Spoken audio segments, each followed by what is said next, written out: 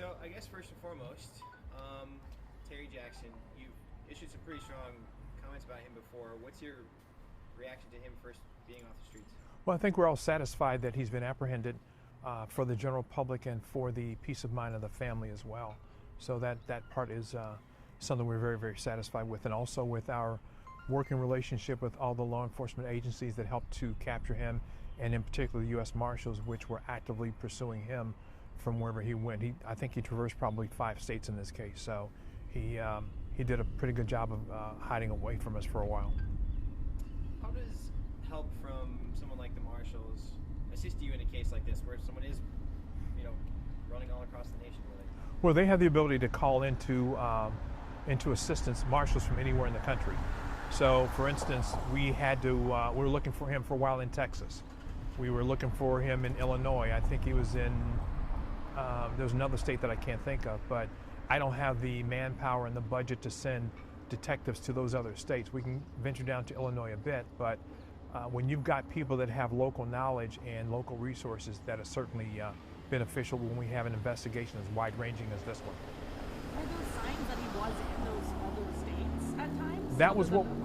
That's what we learned early on, and as we proceeded, we recognized that he wasn't where he was previously. So, and the reason we were able to locate him this time is we got a tip on the tip line that that's where he could be found. So the citizenry took us to heart and recognized it was in everybody's best interest for us to be able to apprehend him. And the arrest happened this morning. Was that tip called in? Yeah, I don't know when the tip was called in, but it was timely enough that we were able to locate him before he relocated. I'm going to guess Racine's a safer place with this person in custody. Would you? Absolutely. But why? Well, because he was so violent in the offenses that he committed. So as long as we don't have a person that's been willing to engage in that kind of violent activity in our streets, we're all better off for it. And I know there was money being offered. Is there even thought about that tips or receiving some of that money?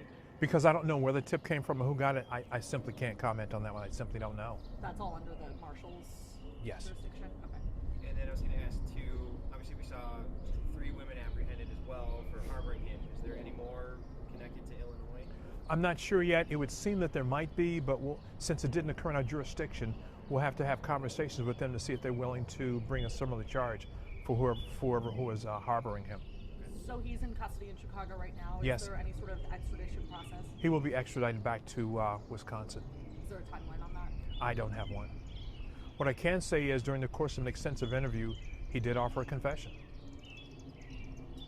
I was going to say, because early on, what we've seen in criminal complaints too, it's not like the complaint's accusing him, like you guys are very certain he did this. Yes, yes. What was so, if you can offer, so clear that he was the person? I can't offer that up, however, given that he confirmed what we had already investigated.